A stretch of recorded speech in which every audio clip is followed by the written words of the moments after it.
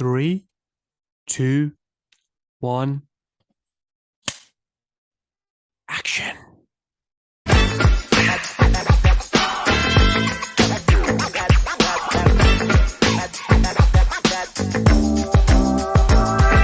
Well, let me tell you something, brother. Hey Geordie, how you doing, buddy? Good. How are you? Yeah, very well, thank you. How's Very everything been, man? good. How about yourself? Yeah, very, very good, thank you. So I just let you know, Geordie, I have hit record, so we're rolling if that's all good with you. Yeah, for sure. You're good. How's everything been since the release, man? First of all, congratulations on the film. Honestly, man, really, really loved it. Appreciate When it. when a year ago when I found out you were doing it on Raven, honestly, like just the wrestling fan in me was so excited because I was like, oh my God, why has no one done this?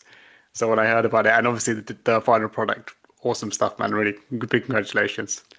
Oh, I appreciate that. Thanks so much. Yeah. How's it been since like the release? And I know you've done like little tours and like theater, like really like screenings and stuff. I think it's done really well.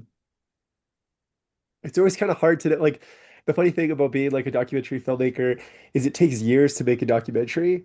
Yeah. So, but the industry changes like every 6 months. So it's really Yeah. difficult to kind of predict like what the experience is going to be like. Like I've had some indie releases before with like small theatrical releases and like VOD releases, but it's just things change so quickly now. You're like, oh, I don't know. Like, let's see. Or like, will people come support like a small theatrical release? Like, will people support VOD?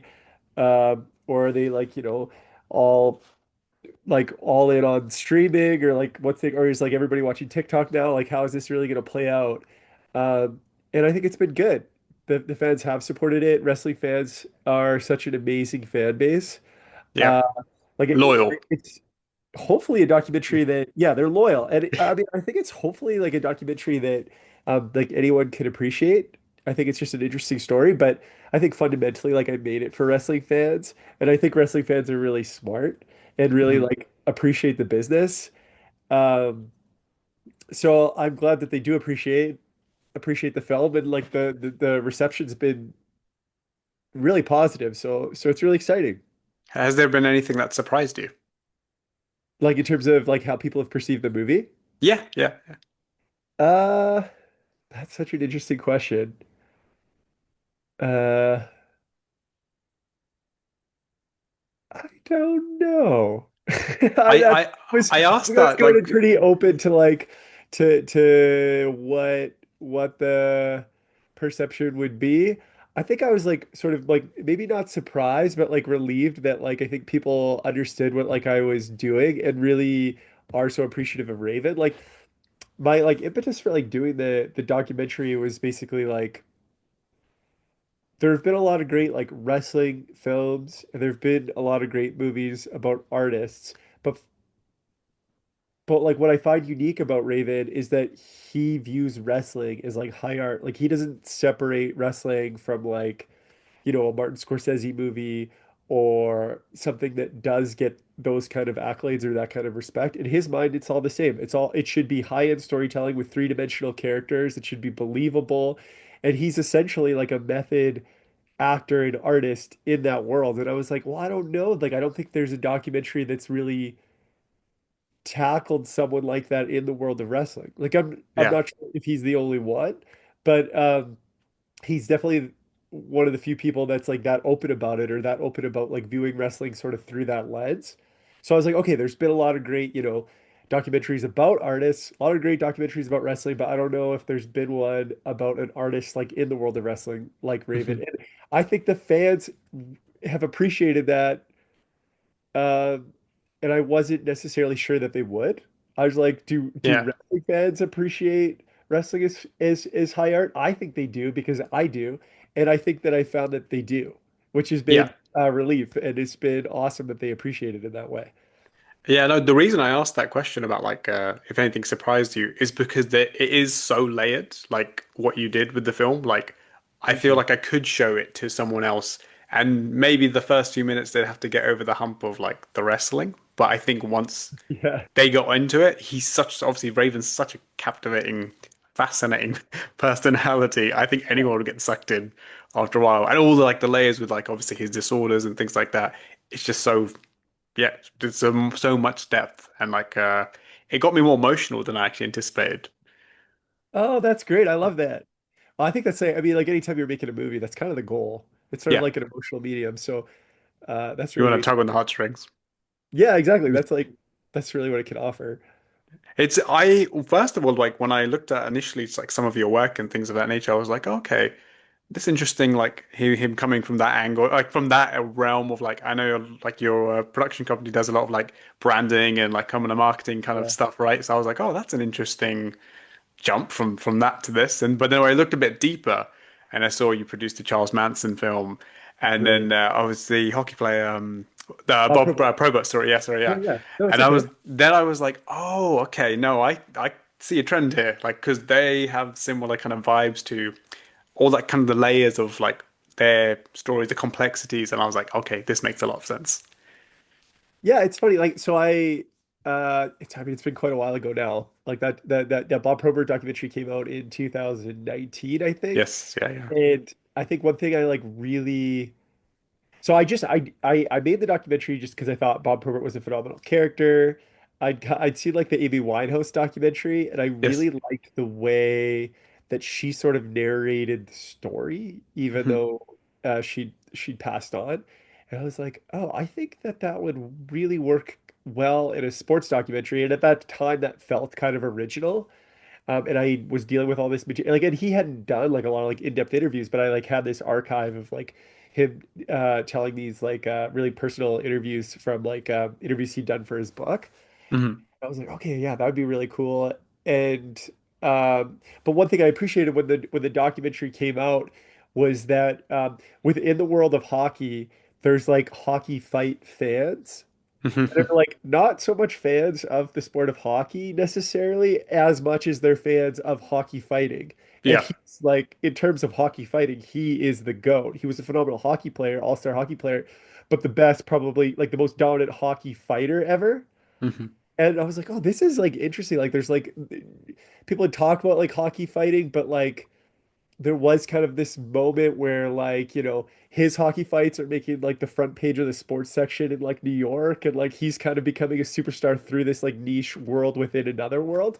Yeah. Like, oh, how can that translate to like a different kind of sport? And I was thinking about growing up and like I really liked ECW because it felt like alternative and it felt like kind of dangerous in this scary kind of way. Yeah. I think like ECW is the same kind of thing that there's like wrestling fans and then there's hardcore wrestling fans. And when ECW was kind of first came out, it wasn't the first of hardcore wrestling, but it maybe was the first presented in that way. And that's Yeah. why it felt like this diehard fan base. And so I got kind of excited about doing something within that world. And then Yeah. when No way.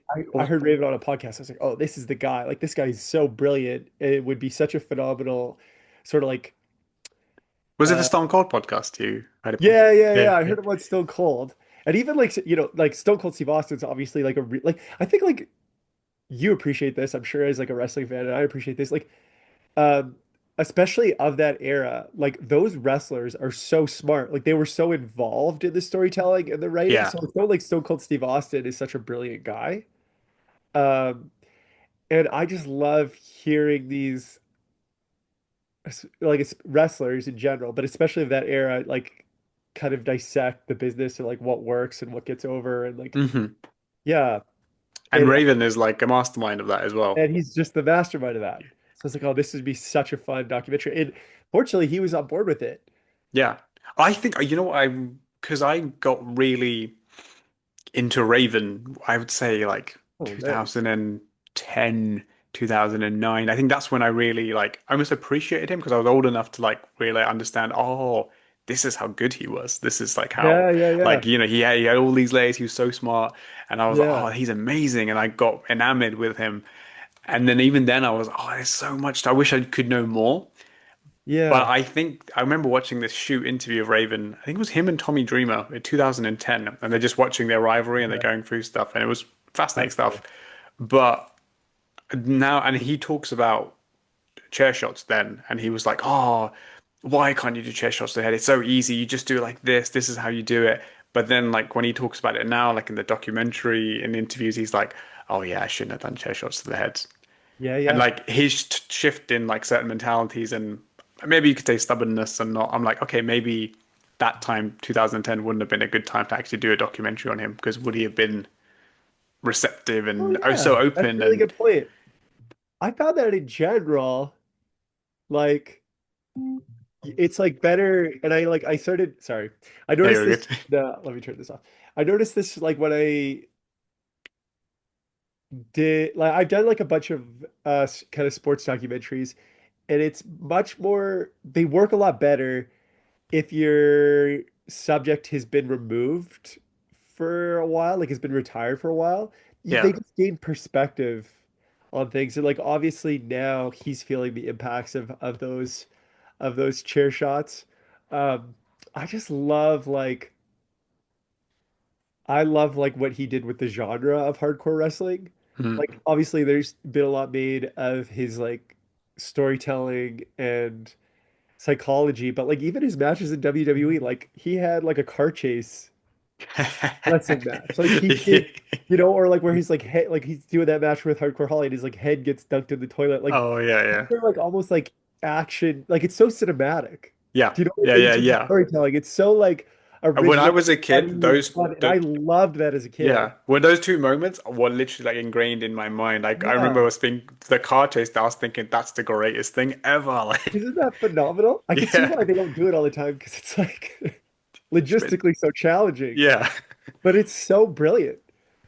yeah. No, he was like, and like I said, he was so fascinating. And I know, obviously, you dive into the film, like his obviously struggles with his personality, his difficult nature, like how he was to deal with. I think Jericho says it: you either love him or you hated him. Yeah, yeah, And like I remember I met obviously DDP's in the documentary, and I yeah, met yeah. Dallas in that like an event a little over 10 years ago now, and I asked him a question about Raven, and he almost just laughed when he was like, "Oh, Scotty," and he just laughed because Yeah. he's just such a interesting personality, and he was difficult to deal with at times, and I was just like, "Oh wow, he really has this reputation." Yeah, Um, yeah. but like I said, there's so much more to him, and you just did a phenomenal job of doing like uncovering that. And I think Billy Corgan, I love how you opened it with his little kind of almost I don't know monologue, if you want to say, where he says, "I Yeah. wish you could get, I hope you get to the heart of Raven," Yeah. and it's like teeing off like what I think you ultimately accomplish is get to the heart of Raven. Like, Yeah. how did you kind of decide to kind of kick it off with that? Like, with not Raven's words, but Billy Corgan's words? Oh, Because I thought I that was was so smart. I thought, so and blown away by especially when we like, get to the end and like how it all unfolds, I was like, oh, that was really almost yeah. poetic.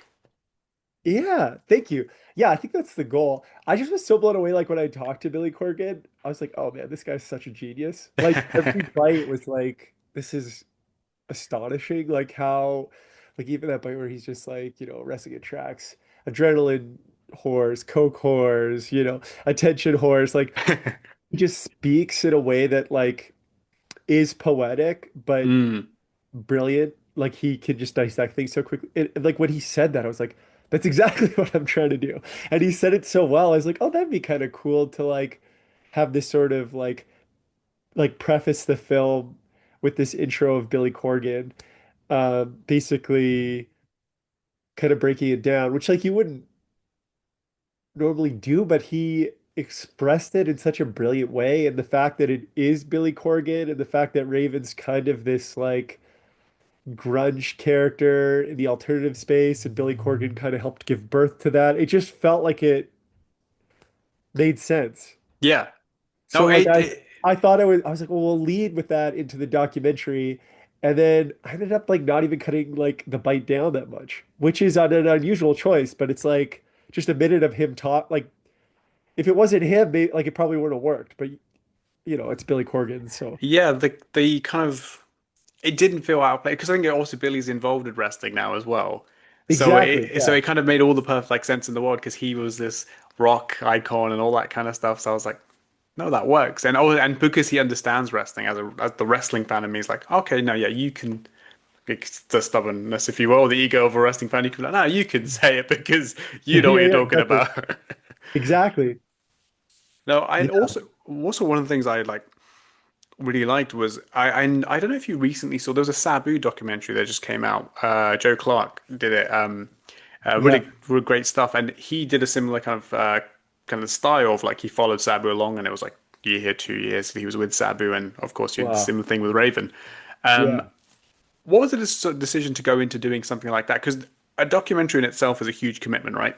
But yeah, this kind of style, when you're following him and just with him for I'm a couple of years, I'm not sure how long you were with him, but yeah. that's a whole nother level of commitment. Sure, yeah. Like, what was the decision in going to doing that? And also with someone like Scotty, who is just such a spontaneous and fascinating character as well. Yeah, totally. So like I haven't seen the Sabu documentary, although I really want to see it. It's wonderful I stuff, really really good stuff. Yeah, like Joe. I've spoke with him a few times.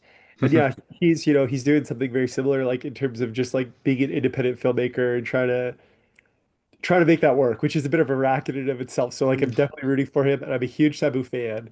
Um, so I have to watch that documentary and I'd be very interested to see like kind of what they did. Uh, I strongly encourage it. It's really, really good. Really, really yeah, like I have that no touches doubt, the heart. Yeah. great filmmaker and Sabu is such a phenomenal subject and like truly like it's such a tragic end, but I am Mm. so pleased to see Sabu get his flowers, you know?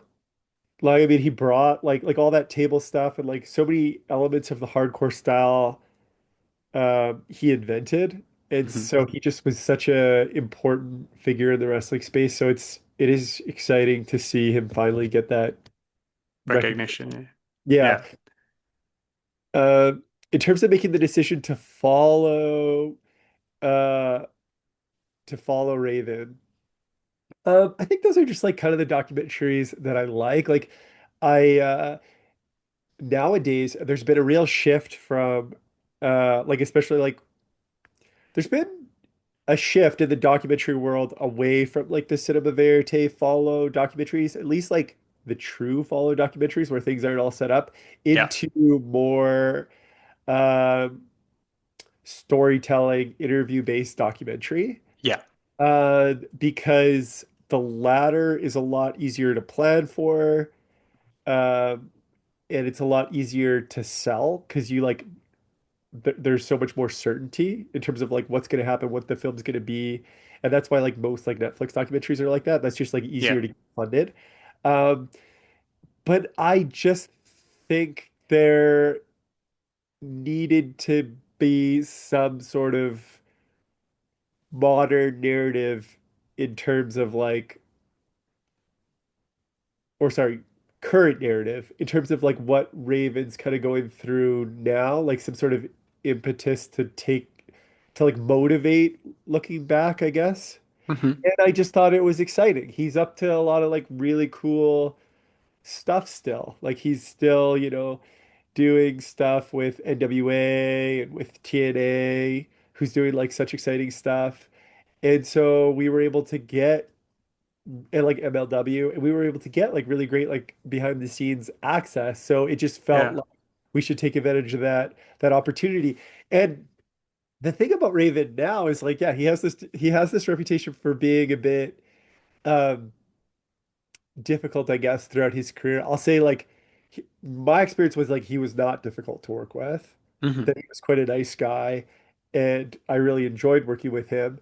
I think he's like an artist and he really cares, and that can be really like annoying to people. And I can completely empathize with that and relate to that because I'm a bit like that. Like I like Yeah. really want things to be a certain way, and like when you like get into like the entertainment industry, sometimes people are like, no, let's just do it the formulated way. Let's just do it like the easy way, like the way that works.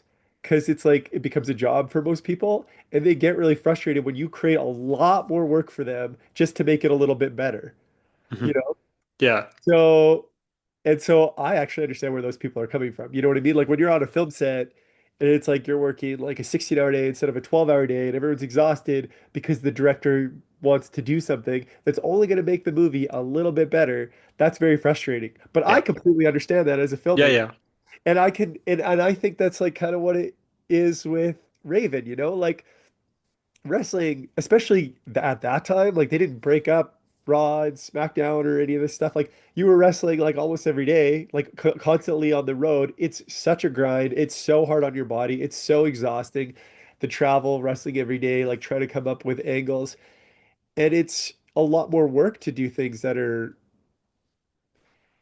really creatively brilliant. It takes a lot Mm, more energy. And it's like, and then you're like shutting down stuff that like probably would work because your like standards are high. Like I can see why that would get under people's skin, yeah. but and I think that's mostly what it was. But like I appreciate that as a Hmm. creative, and it happened sometimes in the film. Like we had like the film pretty much like ready to go, and he'd seen it, and he's like, ah, you know what? Like like at one point. All the music was like more cinema score, like more Hmm. in like more classical music kind of.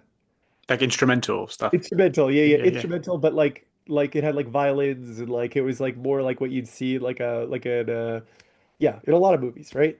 And Yeah. I just find that that works really well for especially scenes that are very like interview based Hmm. because it gives it a lot more energy, whereas like rock music or pop music is very like repetitive. Yeah.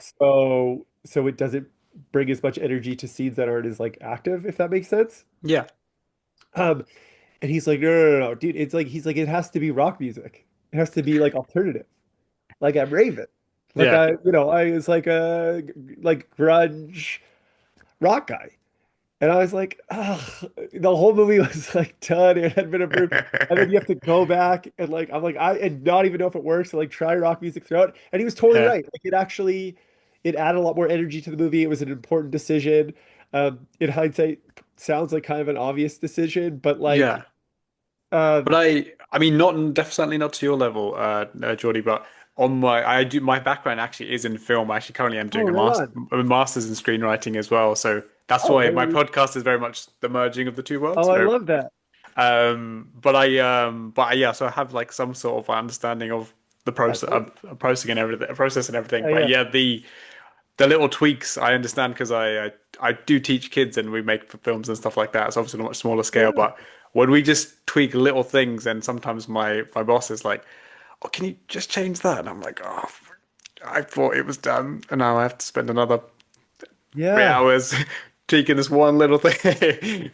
So I understand that. I understand the pain. But in the long haul, like a lot of times you're grateful for it because Yeah, you're like, no, it's true. oh, like if it made it better, I'm all for it. You Yeah, know, like it made a lot of changes that you're like that were a lot of work, then you're like, oh, it didn't even work. yeah. Uh, But you can lose sight, obviously, in the process, right? Because you're so invested. It's like the what you yeah, can't see that's what the happened. trees in the And woods or something. he has good notes. He's Yeah, smart at storytelling. Like, and they didn't always make sense to me, like why we would do it. And I've been at this quite a while. yeah, And and I was like, oh, you know what? He's right. This is making this better. This is working. I see yeah, why he said that. The music one's like an example where you're like, that sounds obvious, but it's like knowing what score does versus soundtrack, there, you know, sometimes things make sense in in theory or in concept, but then like in practice they don't necessarily work. yeah. But his notes worked on both levels. Does So that is that also kind of like another illustration of how much wrestling and film and this kind of storytelling actually overlap? Because you know, for so long there was the how wrestlers were perceived in Hollywood and this side of the world was, you know, very they were very looked down upon. They were, you know, lesser than. Where yeah. actually it's their minds and how it all syncs together is it's all kind of the same really in many ways. Yeah, and I think there's like you would think that that'd be obvious at this point, Yes. especially with like I don't know, two like A-list like probably some of the biggest movie stars in the world, like top 10 movie stars are like I've seen the Oh Peacemaker yeah. things, Yep. John Yeah. Cena and The Rock. Yeah. So it's like and Batista's huge too. Like you'd think Yeah. that Yeah. people would draw that correlation of like, hey, like why are so many wrestlers becoming like mega stars? Yeah. And it's like because they understand storytelling. Yeah. And like when I sat down and did like interviews with a lot of these guys, like that is so clear. Like Mm. and man, what an awesome opportunity to interview some of the people I did. It's like some of the best, greatest minds in the wrestling business, like Tommy Dreamer, Yeah. DDP, Chris Jericho, Raven, Bubba Ray Dudley, like Yeah. Yeah. yeah. What was your relationship like with kind of wrestling beforehand? Have you been a fan since childhood or like, because I'm Yeah. always interested in that as well, because, I've had interviews with documentary filmmakers who had real no connection to wrestling and then how they Yeah. kind of perceive it, break it down, and the ones who are fans, it's really interesting to see people's journey to kind of stuff like this. Yeah, I grew up a huge fan. Like it was probably like the center of my world until I was like 12 or so, and then Mm, did kind of drift away from it. Like so I was like big into ECW, big into the Attitude Era, but never lost interest in the behind the scenes of it all, especially of that era where like it was very like big on the mainstream, but like the yeah, culture of it felt very like wild in a way that like other sports couldn't operate it that way. Like it was yeah, like sort of fascinating that like it was the biggest show on TV, but the way it operated was sort of secret. it just wild. Yeah, Like more rock and roll. Do you know what I mean? yeah, Like yeah, yeah, yeah, yeah. uh and so I was always interested in like the behind the scenes stuff. And then yeah, doing this doc is really like was really reinvigorating that love of the world of wrestling and my appreciation for the storytelling aspect of it and like just like the theater aspect of it and especially I mean it's kind of impossible not to fall in love with it when you're hearing Raven talk about it Hmm. because of the way he's able to frame it. Yeah.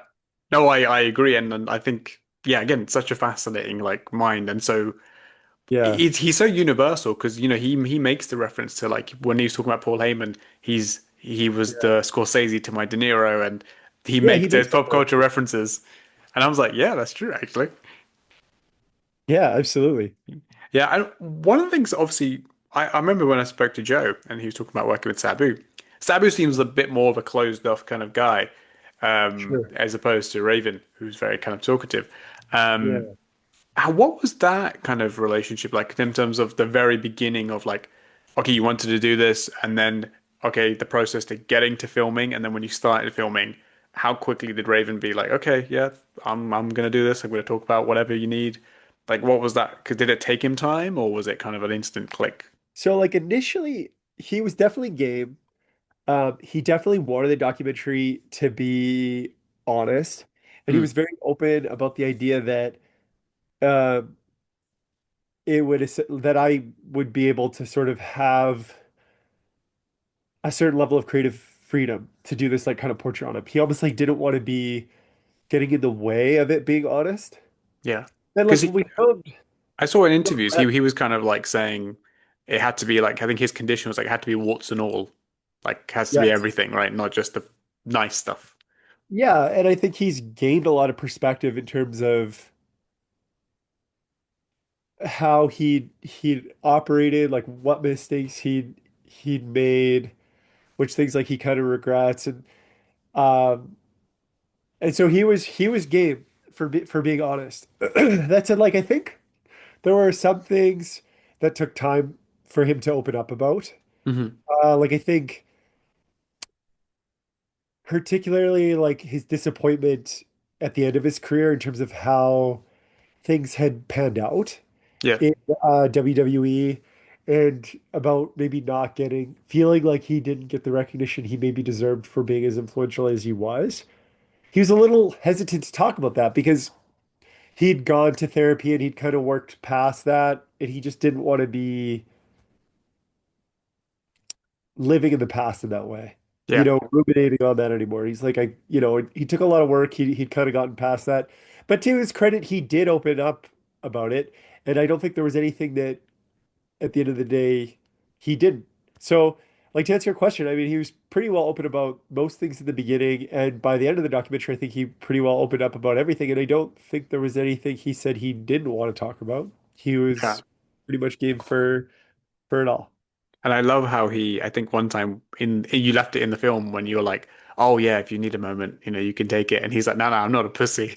And he just carries on talking. Yeah, yeah.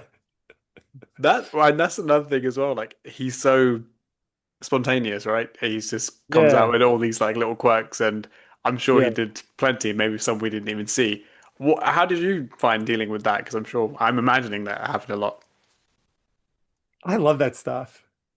Like I love like the unpolished kind of elements and like the quirkiness and like he's just like such a funny guy. Yeah, And like I think he was down like once he saw it, like keeping those little kind of like moments in where he's like making jokes or like kind of like going off tangents or he's just like a really funny, like quirky guy. yeah, Uh, and that was like obviously, I think that's like an important thing to show. When you're like putting together the documentary, it probably does like 2 hours probably sounds like a long time, like it's like tough to get to, but in reality, like you do all these interviews, it's like tough to get it to like a feature length. yeah, yeah, yeah. Or it's like it's harder than you might think to keep those moments in, but we found a way. Yeah. 'Cause they- And I think it's all important. of everyone in it, I think is perfect. Like everyone felt like they had a place they should have been in there. Their voice was relevant to the story. I think like the only person, and I probably get why you couldn't get him, was like maybe like Paul Heyman would have been great to have in, but yeah, I Yeah, would understand have been great. circumstances and all that kind of stuff. Yeah, the only two people that we didn't get that like I was trying pretty hard to get were Stevie Richards, Oh who yes, of course, just yeah. was not interested. Uh, Was he just? Yeah, I was. You mentioned obviously he declined or he didn't respond or in the documentary. yeah, yeah, he declined. Well, he didn't exactly decline. He texted back like wrong number, but I knew it was actually his number. So it was like I was like, okay, I'll leave him alone at this point because I'd like been Gosh. reaching out for a while, sending Instagram messages, like emails, texts, Yeah, yeah. just for like some kind of response. And I was like, hey, wrong number. I can take that as like a no. Um, And I think like he sort of talked about it on his like I've seen some like video blogs where he speaks on Raven and I guess he just tries to appreciate what Raven did for him, but it doesn't want to hold like a grudge, but just wasn't interested in actually like partaking in the documentary. And I Sure. respect There's it. probably I'm some happy to see animosity there, and and I'm happy to see him find the success he's found. yeah, And I think Paul Heyman just wasn't possible because this was an independent documentary and he's yeah, yeah. obviously still pretty involved in the WWE. But he was pretty gracious talking with him as well. No, that's no, no. I'm glad. Yeah, because I get the Paul Heyman one. I totally understand. That's just WWE Yeah, I don't get let it you too. do a Like lot of things. it's Yeah, the realities of what you're allowed to do, but yeah, that would have been cool. yeah. Not gonna No, lie. for sure. But it works perfectly regardless. Like everything, Yeah, everyone in it, and like you have because you have like Selena. I think Selena's huge part of that, like yeah, her involvement. Who actually didn't I didn't obviously not that I should know, but I didn't actually really know about that dynamic and that relationship in Raven's life. I And I thought know. it was fascinating to hear her insight because I think that's always That's the most another thing interesting. that's like I've heard people be like, "Oh, I'd love to hear more about like Scotty and Selena, like what's going on there?" Because they do have a very like interesting relationship and an interesting story. And like in the first, that's like is one thing that like was in the documentary, but we ended up cutting out. Um, Like the backstory well, of their not because relationship. it's not a great story. It's just like it's just so hard to get something like you have to cut a lot to get it to length. And you're like, is this really the story we're telling? Mm, And it is complicated. Like it takes a long time to actually tell that story, yeah. but it's a good one. Uh, and I'm interested in their relationship as well too. I don't know if I've ever heard anything like it. Could that be in? I know you guys are doing like Blu-ray DVDs and stuff. Could that be like some sort of DVD extra one day? We should put it out somewhere because It's a really you're interesting right. dynamic. So it's such an interesting dynamic. Yeah. That's from the little I know. I mean, you know a lot more than I. Well, I mean, just like in short, and for like those that don't know, so like Raven, you know, dated Selena for years. He didn't think that that they would maybe necessarily ever get married, and they weren't necessarily convinced that they needed to, but like it was his partner and best friend. And then eventually they did get married, and they drove each other crazy. And they got divorced. Uh, but they remained best friends and kept hanging out and then eventually moved back in together and then are essentially a partnership again. And he describes it as like we got divorced to save the friendship, but I mean they're essentially a married couple still, so it's like they never really got divorced. That's what, and I mean, I guess also, they legally did, but that's like my take on it. They're yeah, such a that's how it comes across on in the film as well. yeah, And they're a also, cute couple. I'm also kind of like, because of just Raven, I was just like, that just feels so Raven. It feels so. Yeah, I yeah. prefer to have such this kind of funny, not I don't mean in a rude way, but kind of a funny dynamic, if you will. Yeah, it is funny. But she sets up one of the kind of real kind of impactful moments of the film where she says the line Yeah. that one of the scariest things of being in a relationship with him is knowing if he's going to wake up or not. Oh Which yeah. I saw that Raven said in a recent interview with Chris Van Vliet that he didn't know that, and he was like, that really took him aback. Yeah. That like see, he said like I went to Selena and I was, oh my God, like do you actually feel that way? And she was like, yeah, I do, because then that whole sets up the whole sequence where you break down his injuries and like he needs shoulder replacements. If there was such a thing as a spinal replacement, he should get that, and like he can't even lift his arm up like beyond like here. Yeah. It's how significant was that to like the story? Because it felt like a really big moment. Like it almost feels like a shift in the story going into these kind of darker areas. Yeah. I think it's pretty yeah, it's crucial to the story. You know, it's the consequences. It's like and I just am interested in those things, you know, like life and death, morality, like all those things. I think it's kind of it's really a privilege when you're doing a documentary on somebody and they're willing to open up like that. And I think it's important to discuss the sacrifice and consequences that the and reality is of like what wrestling's done to some of these guys. I remember watching like so like I when I first like sent the documentary to Raven, I like couldn't get him to watch it.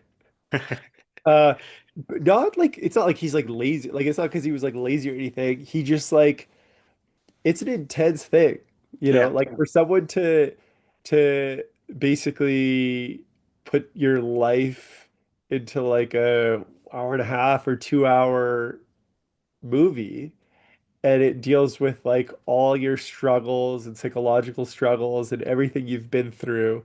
Like that would be an intense experience for anyone. And I think he was yeah, kind of, you know, he's experienced a lot of trauma and I think he was kind of putting it off for that reason. So I yeah. like flew to Atlanta and I was like, we'll watch it on this date. He's like, okay, okay. And she was so sweet. She's like, oh, well, I'll sit down. It'll be nice. And I remember his reaction uh, when he saw that for the first time, her saying that he was like kind of like there was that moment where he was like, "Oh, wow." He's like, "Oh, I'm sorry." And he like apologized to her. He's like, I feel so bad that you have to experience that. I'm sorry about that." Yeah. Was it interesting to see that kind of side of Raven? Because he puts on this, he's such so quirky and he has this front which Yeah. he acknowledges, and then going into those kind of deeper, more I guess emotional moments. Yeah. Well, yeah, so sort of. I was like because like I've only known him as a sweet guy. Hmm. I'm not just saying that like I've seen in some of the comments they're like, "Oh, this guy kissing Raven's ass or whatever." I'm like, I'm not. I mean, like he was nice. He was a really nice, sweet person. And like I was because like I was getting this narrative of like who he was like when he was Raven, or maybe like the character was becoming more of who he was, and like you know, he's dealing with like this drug addiction and like all these things. Like I had heard those stories, and some people had still like kind of that perception of him based on who he was then. Um, but that's not like really like what my experience was with him. So Hmm. like I guess the thing was like in the beginning I was like, okay, like maybe at some point the other shoe's gonna drop here and I'm gonna see this like darker side to him. And I didn't really see the darker side. So like it wasn't really like weird when he was like a nice sweet guy because like that's the only version of him I knew. Maybe it was Yeah. like a little weirder kind of going back and like hearing stories about um him maybe not being such a kind or sweet guy. But I think, you know, He was like I can understand or give grace to the fact that like,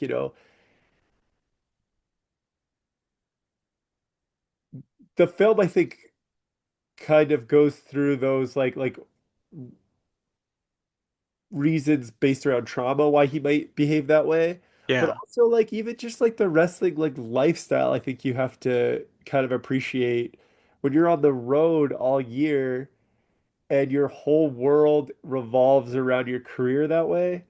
Like and you're trying to kind of reach this level. It's like professional athletes, like I do a lot of like sports docs like that truth be told, they're obsessive not behavior. always the nicest. Like they're not mean, but like they're very like singular focused. Mhm.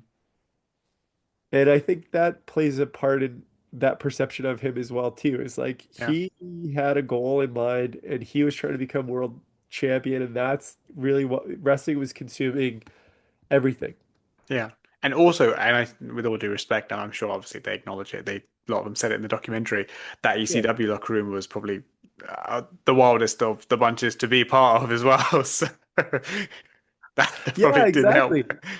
Yeah, I think that's like what the thing that was like. Okay, so speaking of Sabu, like I haven't really said this, but like when I was like a kid, so my dad made documentaries growing up. That's Mm. like probably like what got me into the space. And he did a documentary on the Hart family. Oh, Uh, wow. Okay. I'm Canadian. I'm from Calgary. So this was a Canadian documentary, and it was like I think it was called Straight to the Heart, and it was like about the Hart family, and they were doing their some iteration of the Hart family wrestling promotion. Like they were doing a show in Calgary. Okay. Boo was wrestling on the main event, and this was a really long time ago. Like maybe I was like 8 or 9, so maybe like Oh, 98 or oh, I was about to 99. say, are we talking the 90s or? Yeah, it would have been the 90s. Yeah. He was wrestling maybe early 2000s actually. Hmm. Actually, I have no idea when it came out.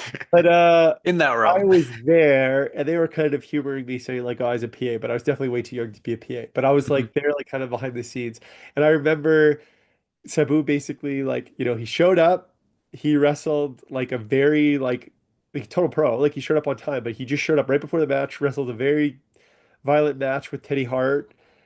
And Teddy Hart was like pretty beat up after, and then Sabu left, like got his check and like left. And like it kind of added to like my perception of like how crazy these like ECW guys were. Do you know what I mean? Like it made Yeah, it yeah. feel like real, like oh, they actually are like maniacs. Like they just like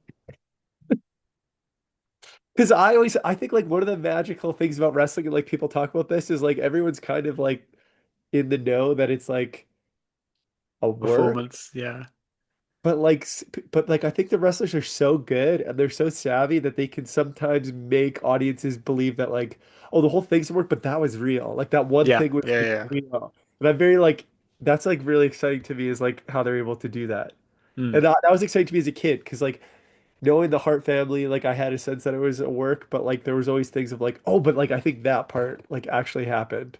Mm. Like I think they actually hate each other. And like he actually hit him. Like I loved that stuff. Yeah. I think that's what captures people even still to this day a little bit, because obviously with social media and everything, so if everyone can catch a little bit Yeah. of like, oh, he actually was upset there or this happened, it's like the Yeah, and they fascination, get the isn't it? fans sometimes on some of that stuff. Yeah.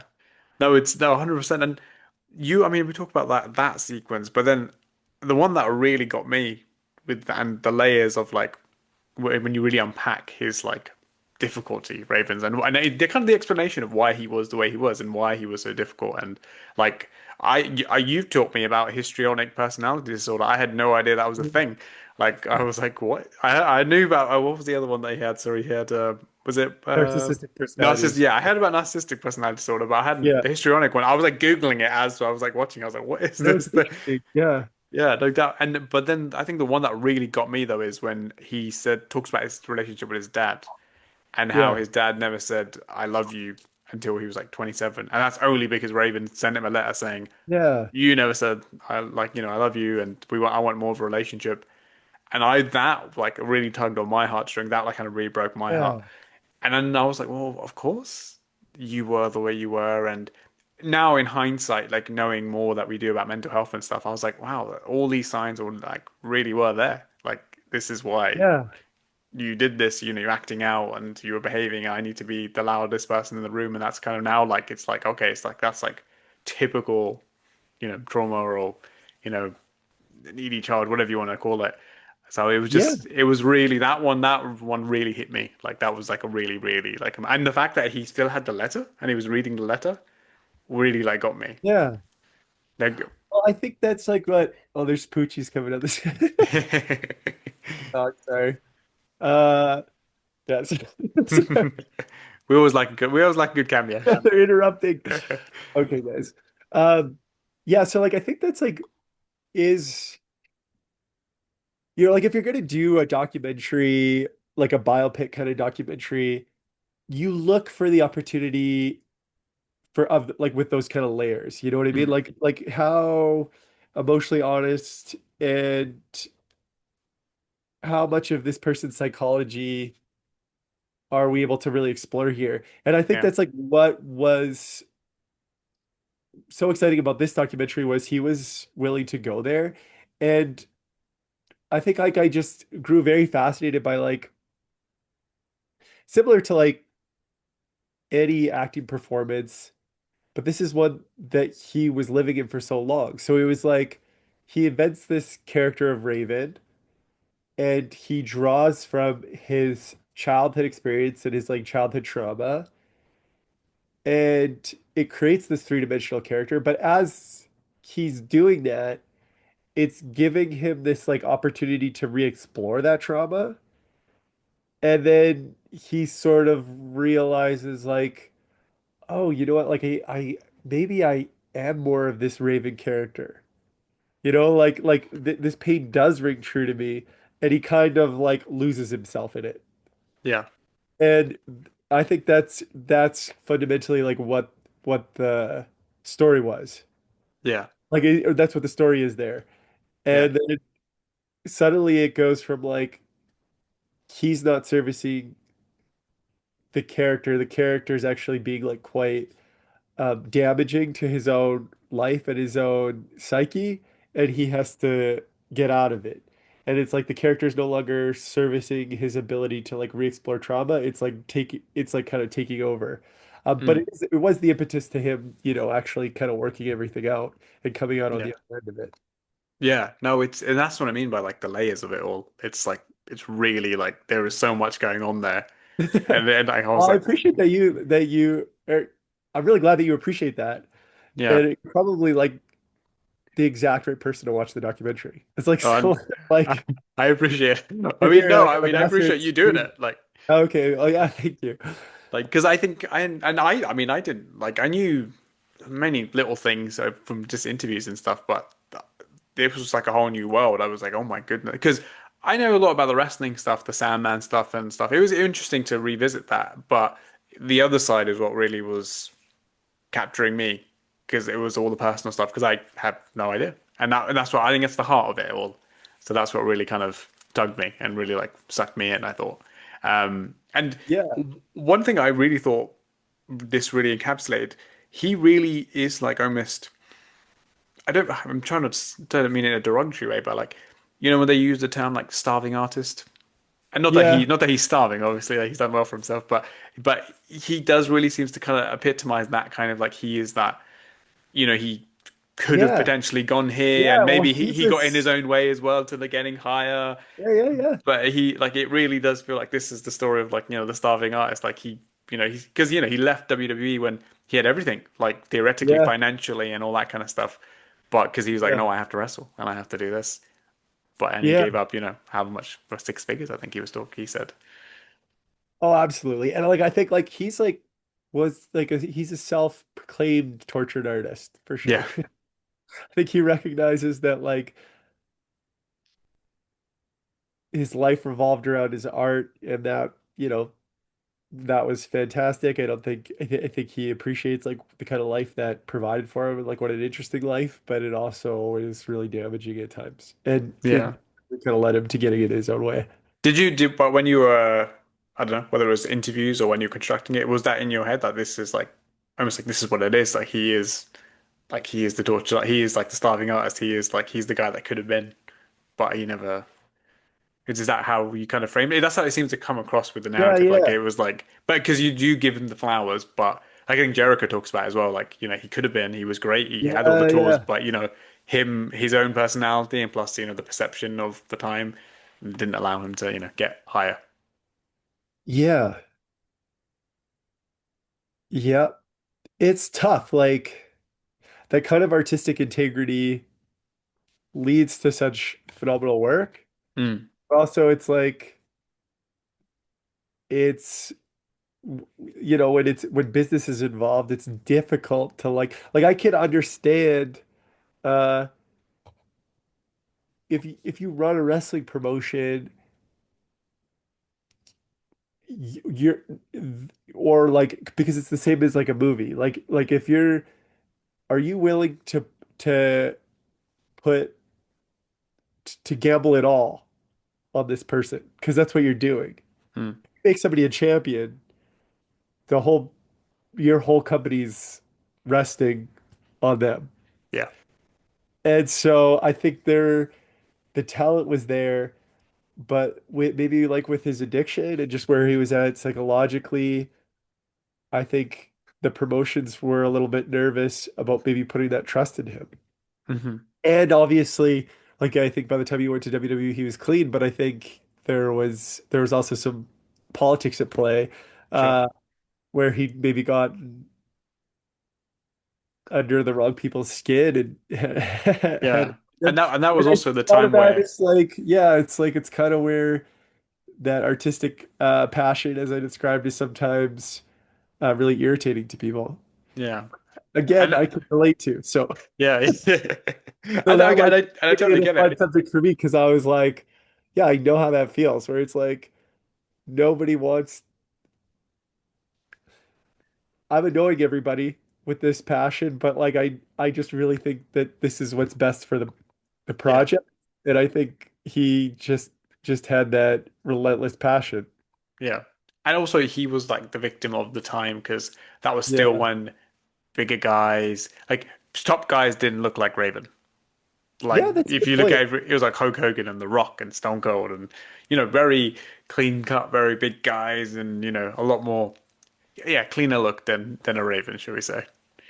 Yeah, I agree. I think the character was a little bit of ahead of its time for sure. Yeah. I think if he existed today, if Raven was today, I think he'd be a main event guy.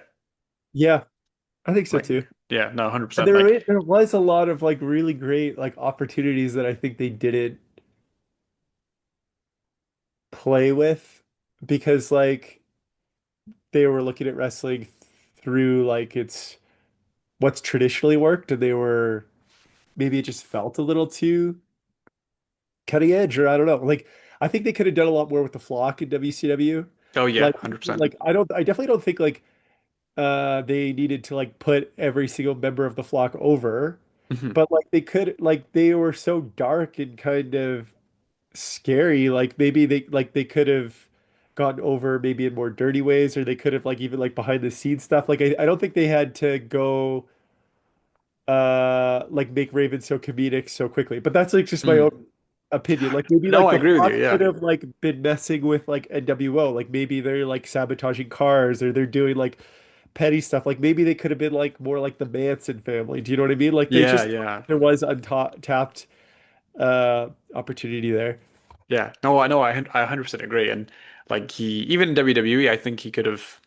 I don't think he would have been a main event guy for various those reasons, but I think he could have been like a top mid card guy or like floated in the upper echelon. Or Yeah. even like I think that was still realistic. I think they could have done it, but I think politics probably got in the way there. Yeah, but his hardcore matches in WWE are awesome. Yeah, I yeah, yeah. don't think that, We were especially like talking about obviously when the he card first, yeah, like when he shift. first got in, he was doing really incredible stuff with matches, but obviously like Raven's real talent is the storytelling Yeah, talent.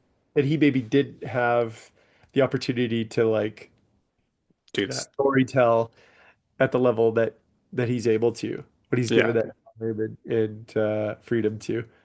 Yeah, no, no, 100%. And one thing I really, well, I thought you might dig into a bit more. I understand why you didn't, to be fair, but Yeah, yeah. I was interested to just maybe curious as why you didn't. The TNA run that he had, because that almost felt like a super high point in Raven's career, actually. Because and it Oh was like yeah. almost like a redemption, maybe you could say, because he came and he had this awesome run, and it was like, oh yeah, like this is Raven, this is the talent, and he could like really flourish. I just thought maybe we might have gone into that just a tad bit more, but I Yeah. also understand why maybe you didn't want to go into it. Yeah, it was just like a structural thing. I totally agree. Like in terms of how important it was to his career and to his life, like it should be in there. But it's just like you just like as like someone that writes screenplays, I'm sure you've experienced this too, where you do have to kind of figure out, okay, like what's the actual story I'm telling here? Yeah, Like what yeah, services that story? And I thought his contribution to what eventually became the Attitude Era and that moment in wrestling, and uh, that sort of like those early days of ECW where he like established that tone and how important that was to the business, uh, was the story that we were gonna tell yeah, because it spoke to the time when he was drawing from his life in a way as an artist that felt unique, what it did for the business, and that like kind of inner self like turmoil. I think like by the time he was in TNA, he was kind of figuring like, I mean, not like we're never all figured out, but yeah, it yeah, yeah. like kind of past that arc, maybe so to speak. He was in a better place. He was maybe in a better place. But it's definitely worth exploring, like and maybe if it were like a series or we had all the time in the world, it would get there. But it's just, um, it's a, I've heard people say that in the comments lots, and I'm like totally fair. I think Yeah, it's like it's just the nature of movie making storytelling. that Yeah, not no, everything can no, no. be in there. You know what I mean? Yeah, no. I thought it, and then I automatically straight away was like, no, I totally get why he didn't do that Yeah, because yeah, fair enough. having that mind, I guess you could say, I understood. But one thing is, the closing line of the Yeah, film is one of the greatest closing lines of any film. yeah. That's all credit to And him. it's totally Raven. It's Yeah, totally him. It's the film in so many ways. And I want to read it because I just want to yeah, go get, yeah, for it. because writing it down was also a funny thing. So he says, I've been there, done it, got the t-shirt, threw up on the t-shirt, bought another t-shirt, threw up on that t-shirt, got another t-shirt, scrubbed my balls with it, and then I realized that this is not a good t-shirt to buy. And then we go to credits. Yeah, how great is that? That is awesome. When he said that line, did you know, okay, yeah, this is the end? I don't, oh wow. I might have. I actually don't remember when it clicked that I was like, oh, this would be like the perfect way to end the movie. But It was probably edit, to be honest. I was like, oh, we should just end it on this. it was absolutely genius. I think I was like in awe and also just couldn't stop laughing. And Yeah, it's great. because when the credits laughed, I was like, "That's absolutely brilliant!" And I was just literally laughing again. And I knew I would obviously get it, and I was like, oh, "Okay, I gotta write this quote down." So I was like, "Go back." So I listened to it like 5 times just to make sure I was writing the quote It's really correctly. fun. Yeah, I mean, he's hilarious. Yeah, He's a very, very funny guy. It's kind of funny that like such a dark character, it's just like such a funny guy. But I just find, good storytellers who are like smart tend to be pretty funny. And the yeah, wrestling world is like not short of funny people. yeah. Like those No, guys are hilarious. I don't think he's intentionally funny. I think other people sometimes you could maybe Yeah, they're not fair enough. trying to be, where Raven knows he's what he's doing, Yeah, yeah. which is brilliant. No, yeah, that was just like I think it was just a beautiful cap on it all. And one of the things I've had a recent discussion about, and I'm interested to know whether you think this falls into where Raven's story falls into this category because a lot of the stories I've been writing in my course, like in my masters, have been wrestling related, and we Yeah. were looking very much into how would you get a wrestling film made? Because it's still so niche. You know, we have the Iron Claw, we have the wrestler, but how would you get it made? Who would make it? What avenue makes it realistic and people want to buy it?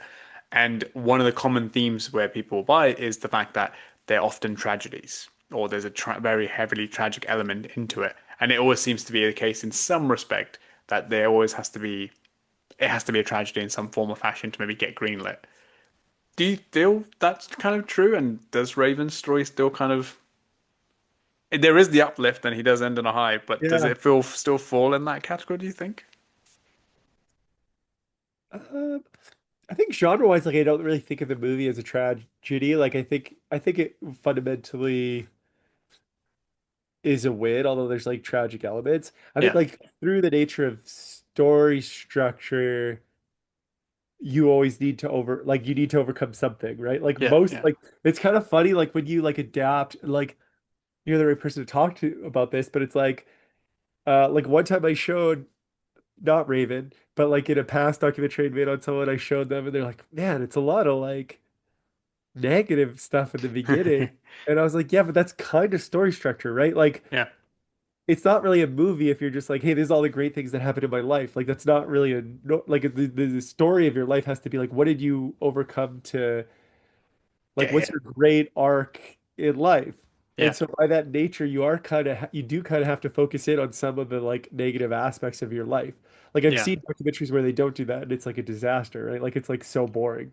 Yeah. Um, that's an interesting point about the tragic element or like that like that's like required like for for buy-in. I don't know that it has to be. Like there've been Like it might be an over exaggeration to an extent, but like I think yeah, there's definitely when I was researching and looking into it, it certainly seemed to be like a the best. yeah, a common denominator to like I guess Yeah. how universally it might be accepted. This Yeah. tragedy has to make it people understand it or Yeah. have then that's the way they were happy with it. It was interesting. It was really curious. Well, the stakes are high and like I think you want to be honest about that. And I think like if the movie is like if the wrestling documentary is honest, and I think like when we started like we talked about like greenlit, like I just greenlit it, like I just made it. So it's a Yeah, little bit yeah. different. But I think what I kind of felt was like, hey, like the WWE or like you know, corporate clients, although the WWE is actually making really like honest, like kind of dark documentaries They're now. doing some good Like stuff, the big yeah. documentary was like pretty surprised. I'm like, wow, they're on board with that. But like I was like, what one thing is like an independent documentary filmmaker is like I could just tell as honest a story as I want to. And it's Mm, pretty difficult to tell a wrestler story and not be honest about the fact that like it's a pretty brutal sport and world, and it's like it's very cutthroat and it's very like physically demanding and violent, and like yeah.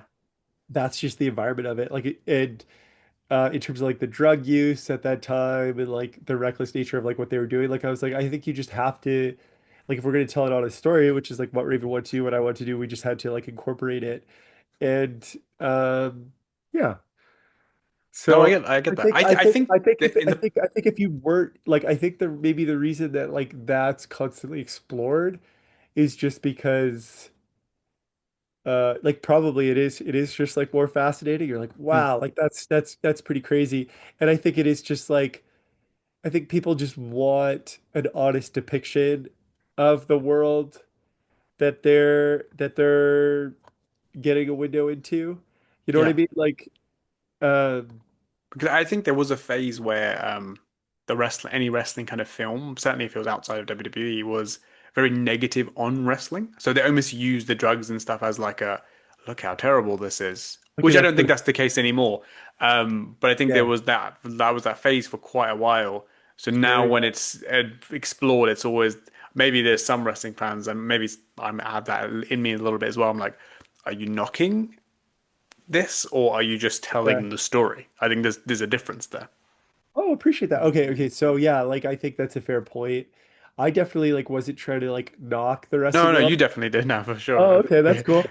But like I could see like and like I did it with like Tough Guy too. Like I think for like what that was with maybe like the CTE or like the drug use for a long time, like the NFL or like some of these like major sports organizations or like, the WWE tried to kind of maybe keep that quiet and it got Yeah, out. And when yeah, it yeah, first got out, it was like that was the story.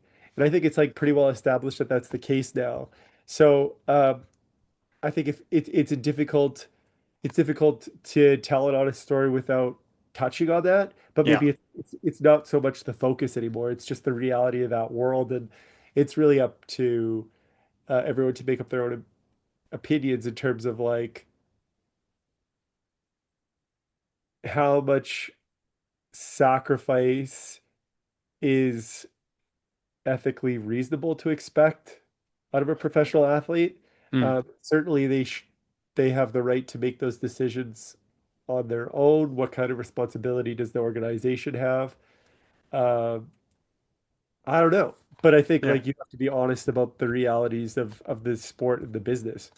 Yeah, no, 100%. And Geordie, you've been so gracious with your time. I'll just I have one or two more questions, and Sure, we'll yeah, wrap yeah, up. straight on. Um, the You touched on it a little bit there with the kind of all the layers of wrestling.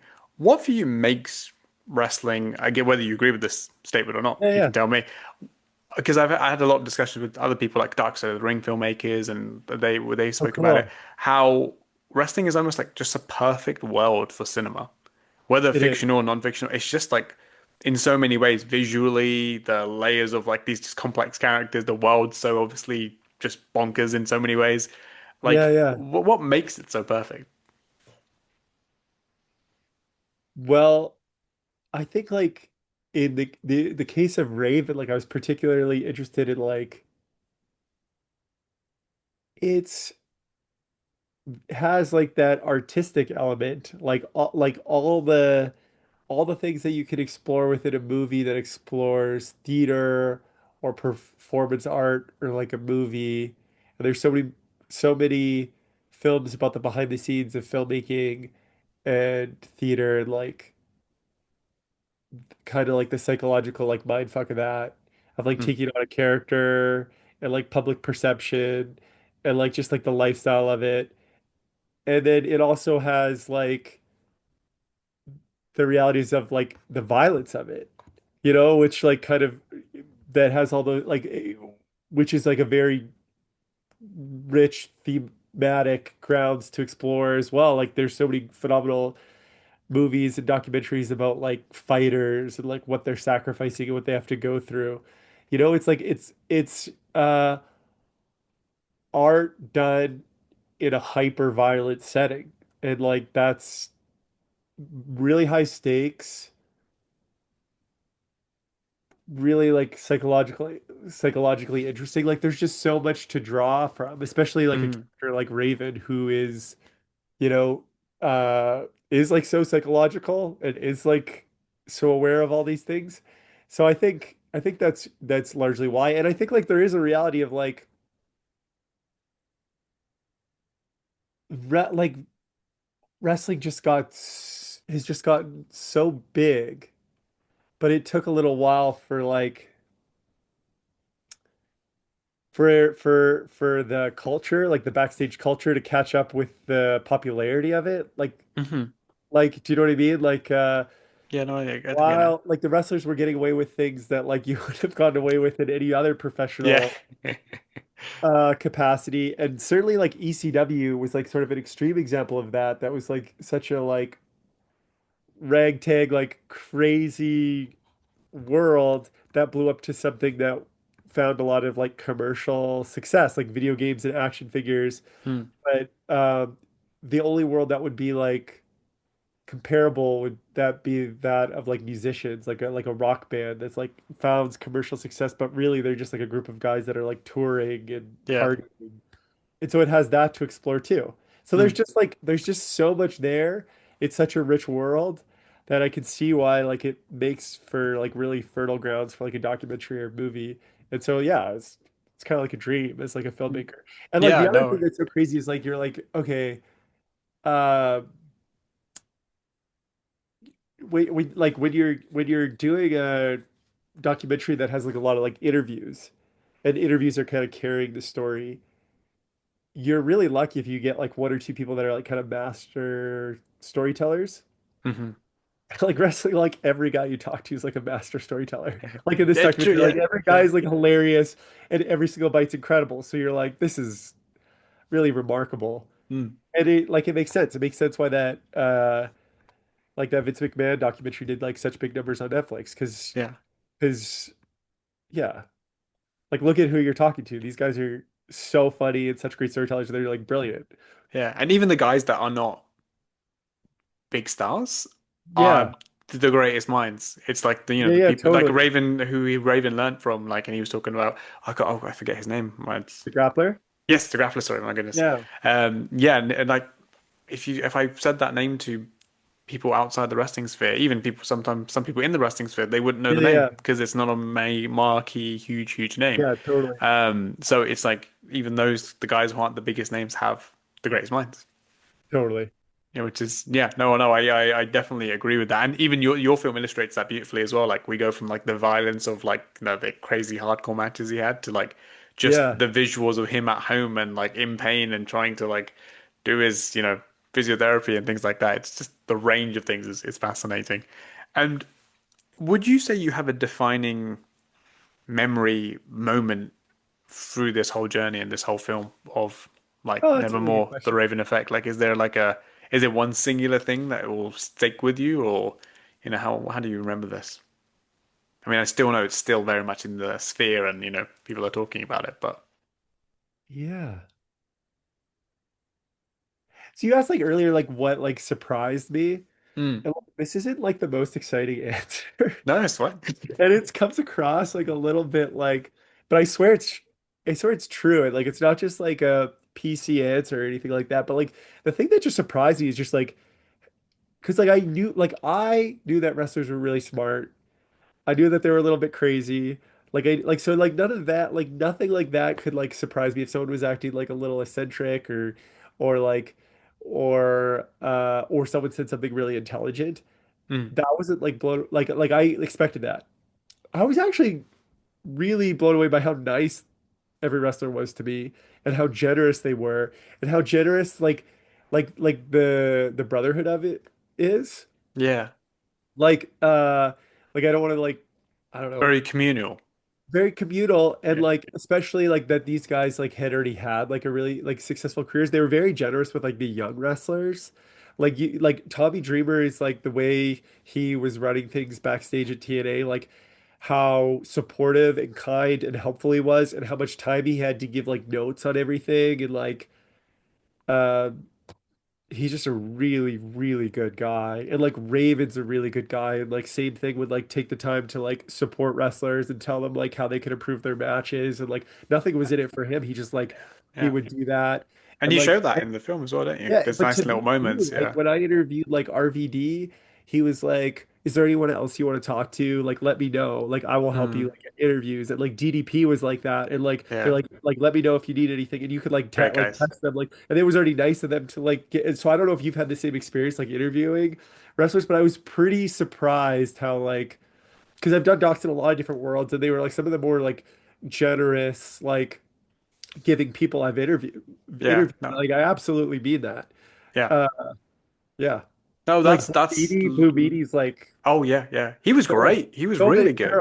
like I just didn't really have a bad experience with anybody. I was like actually like blown away by like how generous and like and willing just like to help with everything they were. Hmm.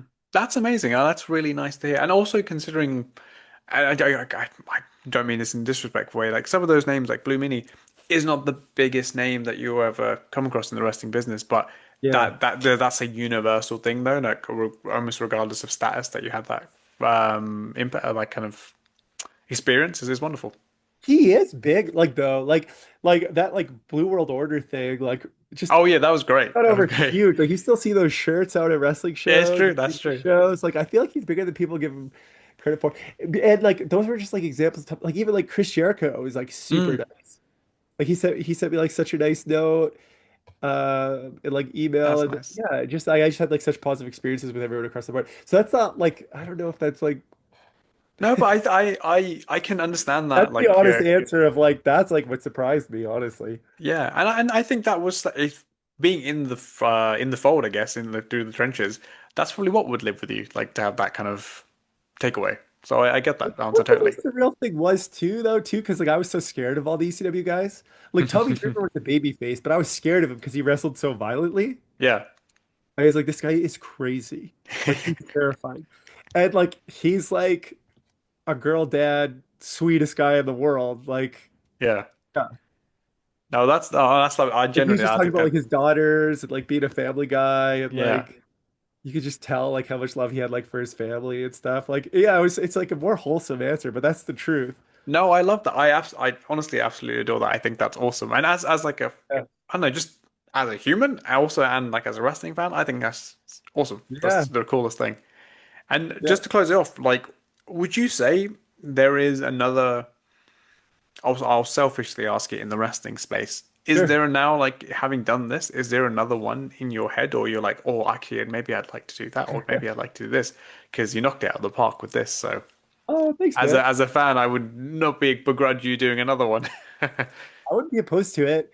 I don't have one like that I'm working on, Hmm. just to be transparent. But if the right Yeah, yeah, opportunity came along, like I just um it's always exciting to like hop into a new world. But yeah, like yeah, it's just like all depends like on story. Like it's for me, it's not necessarily like how big a star the person is or like although it helps like in terms of like getting it made or like finding success, but like it's just like how good is the story? Like, is this person interesting to sort of like explore and like are they a good storyteller? Like, can they keep an audience engaged for um a long enough period? Like, there's just so much to consider. But I would sure. absolutely do another wrestling documentary, like if it was the right story that like made sense. Yeah, if I think of any names, I'll Yeah, throw I them would your love way and that. be like, hey, Yeah, maybe absolutely. him, Geordie, maybe. Yeah, yeah, that'd be great. No, I absolutely love it, man, and I think just yeah, just a huge congratulations. Just I think it's absolutely awesome, and I'm glad it's getting the wonderful reception it is. And I think you've done one of the most beautiful things is celebrate people who maybe don't get the flowers, and I think that's just the Thank most you. wonderful thing, isn't it? Yeah, I think like it is cool to see, and I think like just by the reception, a lot of people are like in agreement with me that he is kind of one of those people that deserves more flowers because that's a Yeah. very common uh response from the documentary is like, oh, finally, someone's like appreciating Raven and like what he's done for the business and what a brilliant mind he is. Yeah. So, I mean, well done for you for that, Geordie. And yeah, again, thank you so much for the time, my friend. It's been Oh, honestly thank an you. absolute pleasure. I really, really appreciate it. And Yeah, yeah, best of likewise. luck for that, for this, for the continued success of this film and for whatever you do in the future as well, my friend. Thank you. Awesome. Thanks so I'll much.